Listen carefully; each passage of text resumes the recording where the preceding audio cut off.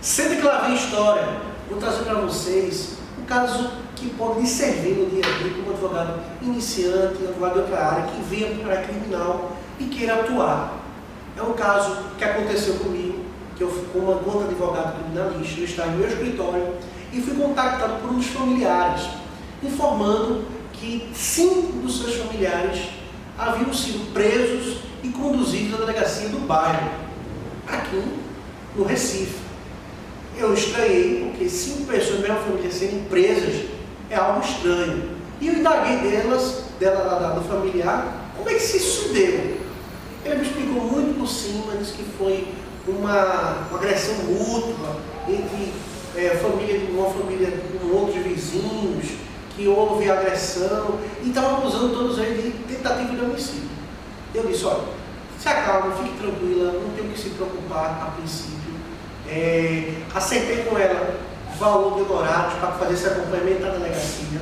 Levei comigo o meu kit flagrante, né? Levei o contrato de honorários advocatícios, uma parte em branco de valores, o nome das partes. Levei uma procuração para que todos eles pudessem assinar e eu pudesse atuar na representação deles também. E isso em 2 vias, até porque aquela via do inquérito não serve também para uma futura ação judicial, ação penal, que eu pudesse vir acompanhar. Fiz um termo de renúncia também, caso eles iriam assinar, caso eles lá na frente não avançassem e eu tivesse participado da audiência de custódia, eu não ficaria preso a esse procedimento e já teria o termo de renúncia, uma vez que ele não acordou que eu seguisse em frente no processo. Tudo isso, além de ter um requerimento pedindo vistas do auto de inquérito policial, porque a princípio eu não sabia se era flagrante ou se era prisão preventiva, que prisão seria essa. Eu me conduzi até a delegacia, procurei, falei com o permanente que lá se encontrar, procurei pelo comissário, né, para que pudesse ir no cartório da delegacia, falar com os escrivães e tomar ciência dos fatos. Chegando lá, encontrei com o delegado que lá se encontrava. O delegado me informou, me orientou, olha, doutor, isso aqui é um caso de homicídio, todos eles estão envolvidos e eu vou seguir em frente com a prisão. Eu perguntei se ele é seguir, se vou seguir em frente com a prisão deles. E o senhor toma a medida que o senhor entender é necessário esse caminho. Eu disse, não, doutor, tudo bem, eu queria ter acesso aos meus clientes. E ele disse, não tem problema nenhum, doutor, pode ter acesso aos clientes. Ele me encaminhou para os meus clientes, eu fui até os meus clientes, que eram todos de uma mesma família. Conversei com eles, eles me explicaram muito por cima, histórias sem muito esclarecimento. Eu disse, olha, é o seguinte, como eu não tenho informação do que a vítima disse, como eu não tenho informação do que as testemunhas disseram, é muito arriscado e vocês falarem algo, porque eu estou presente, eu vou dar valor, vou dar propriedade ao que eu estou dizendo, vou estar confirmando a versão de vocês. E eu não quero isso, é muito arriscado para mim. Então é o seguinte, vocês vão entrar na ouvida, vão ser ouvidos, o delegado vai qualificar vocês, quer qualificar, botar seu nome, seus dados pessoais e seu endereço. Depois do seu endereço, você vai dizer, quero permanecer e ficar em silêncio. Se o delegado começar a fazer perguntas, silêncio, silêncio, silêncio. Em todo momento você vai ficar em silêncio. Se você, porventura, achar e não concordar com o meu posicionamento, não tem problema. Você contar com o advogado, porque aqui mesmo eu vou embora. Porque eu não posso atuar num procedimento de inquérito policial que eu não possa vislumbrar a atuação minha no processo criminal. Por quê? Qualquer coisa que pudesse ser feita no inquérito policial com minha presença, isso ia repercutir numa ação penal futura, com certeza. E eu estando lá, eu estaria confirmando aquela história, eu estaria dando valor àquela história. Então eu não poderia compactuar com algo que iria me prejudicar numa defesa futura. Então eu disse a eles, indaguei, orientei todos eles o que dizer o nome, dizer o endereço, as qualificações e após dizer que vai ficar em silêncio, se reservar no seu direito de ficar em silêncio, conforme preza a Constituição. Então eles ficaram em silêncio, todos eles foram ouvidos. Eu não precisei juntar o requerimento pedindo vistas do inquérito policial, porque era uma prisão em flagrante delito. Então, como eu advogado, a comunicação de prisão foi feita a mim como defensor. Então, eu tive acesso a todas as cópias daquele inquérito policial. E eu já vislumbrava que aquela prisão era uma prisão que era uma prisão ilegal.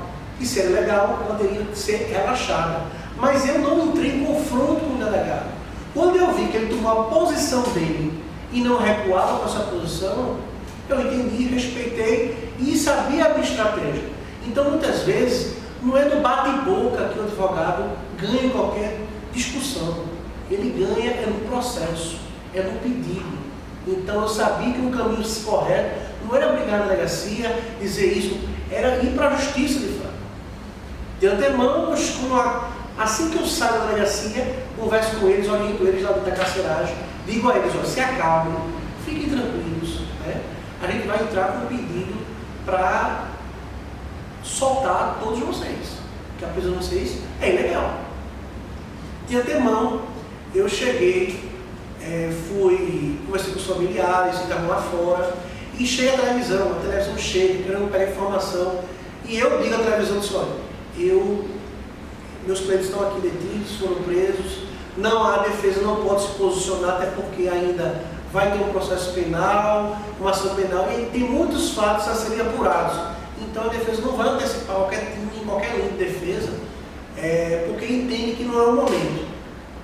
Dali saí, dali fui para o escritório, já pensando e conversando com a familiar, ou então dos documentos necessários que eu precisaria. Ou seja, certidão de nascimento dos filhos de cada um deles, comprovante de residência, carteira de trabalho se cada um desses tivessem.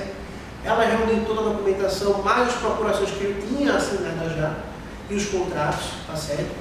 Que os contratos rezavam que eu ia ficar na defesa deles até aquele pedido de liberdade provisória. Preparei os pedidos, o pedido de liberdade, o pedido de relaxamento de prisão, com o pedido subsidiário de liberdade provisória, porque eu entendia que aquela prisão era ilegal, mas sabia que é difícil o juiz fazer esse reconhecimento, normalmente eles concedem a liberdade provisória. Consegui, no próprio sistema do Tribunal de Justiça, imprimir os antecedentes criminais para juntar minha petição, para demonstrar que ele não tem e não respondeu nenhum processo criminal.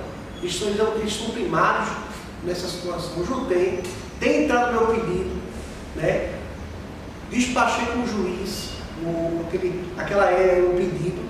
O juiz, por sua vez, entendeu o nosso posicionamento, que era pelo relaxamento da prisão. O juiz, a princípio, mesmo entendendo como tinha antigamente naquela época, ele poderia ter dado concedido diretamente, mas ele homologou o flagrante, deu vista ao Ministério Público, tive que sentar com o promotor, esclarecer os fatos, para ver se conseguiria o relaxamento da prisão.